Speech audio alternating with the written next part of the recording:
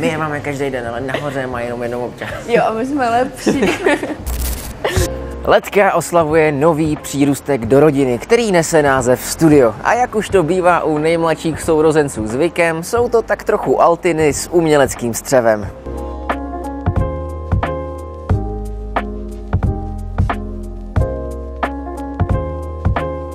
Jsme ve studiu Letka na Haškově 7.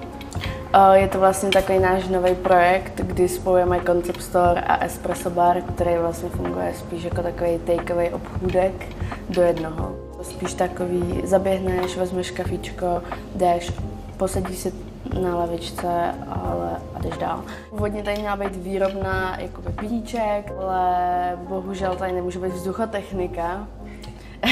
Takže boudík. Takže vlastně jsme museli ten plán překopat na vzniknutý Concept Store. Jako myšmaš různých věcí, co jsem kde viděla. Wow. Takže tady máme kávový koutek. Jo. S Davidem. A s Davidem. Jsme tady možná trošku víc funky, třeba v nějakých věcech, že máme i jako pitíčka, co nejsou v ledce ani v ledci. Ta matcha cloud, tak. Kafíčko máme vesměs podobný.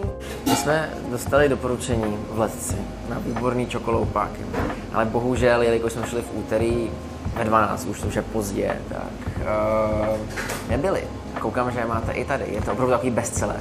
Je to mega bestseller. Do Letky jdou občas, ale sem k nám do studia jdou čokoloupáky každý den. Je to moc dobrý. Ani ti neochutná, je to výborný.